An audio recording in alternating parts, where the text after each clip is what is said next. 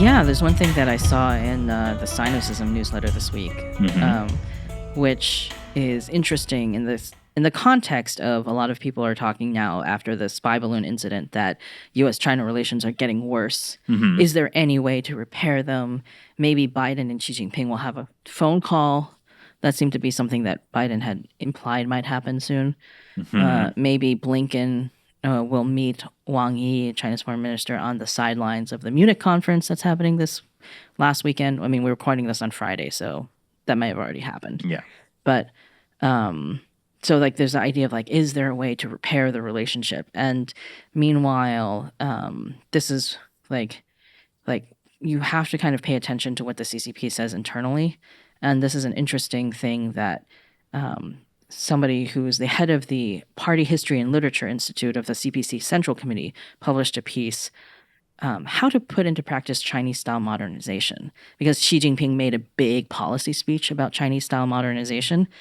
And this guy, Chu Qingshan, he wrote this whole piece about struggle.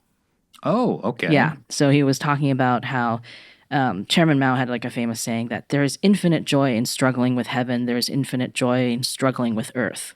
Right. So struggle is like that. We've talked about this before on the podcast and on China Uncensored about how the CCP views struggling as like the prime way to drive like political change, any kind evolution. of change. Yeah. Right. So, I mean, that's a sort of core Marxist Yes. idea, right? Which Yes. is that the only way forward for human progress is struggle.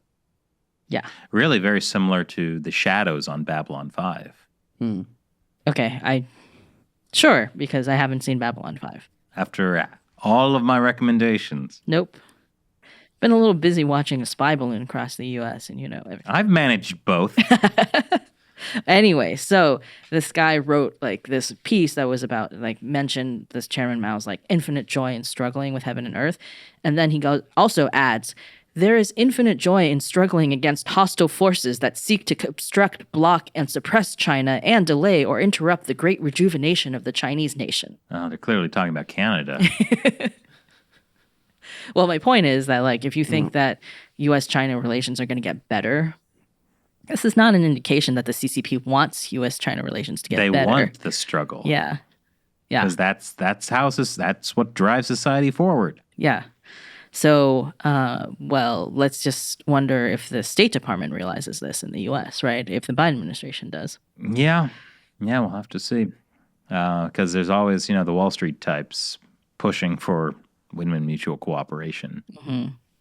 Or, people who, there's some indications that the Biden administration wanted to keep the balloon thing quiet so that Blinken could still go to China, but then it blew up too much for that.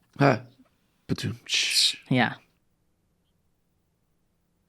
Well, so speaking of the Munich conference, so Wang Yi, the foreign minister, is making like a Europe tour, which he started last week as of when this is coming out, and visiting like a bunch of Western European countries, and is eventually going to go to Russia to kind of rebuild relations. And I guess presumably ensure the Western European countries that China is on their side when it comes to the Russia-Ukraine war, and then go to Russia and ensure Russia that China is on their side when it comes to the Russia-Ukraine war.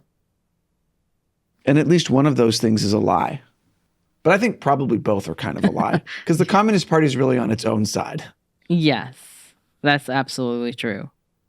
Like, for all this talk about China, the CCP like buddying up to Russia and buddying up to Iran, because he met with Iran's quote president last week. It's like the party will throw anybody under the bus. Like they're just happy to throw anyone under the bus, whether it's a former like high-ranking party member or an average citizen or another country. Like it's just. Right, like the weather balloon thing, they basically fired the head of the National Weather Bureau or something. Like not because he'd necessarily done something wrong, but just because it seemed like the politically strategic move in their propaganda. So yeah, like Russia I know Putin, you think that Xi Jinping is your friend, but he may turn on you. Yes, because Putin watches this podcast. I mean, he might. Uh-huh. If I were Putin, I would watch China Unscripted. Uh-huh. If you were Putin, would you invade Ukraine? No. Yeah, okay. So But anyway, I don't look as good shirtless on a horse. Anyway, so we're talking about struggle. I thought we finished that, and you were talking about the Wang Yi, and you I was your, actually. You're right. you forgot your own point. I had a really salient point, well, you made your point, and then you kind of forgot where we were. That happens, especially after eating at an unnamed restaurant. One of many. I mean, if you just said like any American restaurant that smothers things in gravy and deep fries things, there are many candidates. That doesn't narrow it down. Yeah, there are many candidates for that. This is why this country is so great.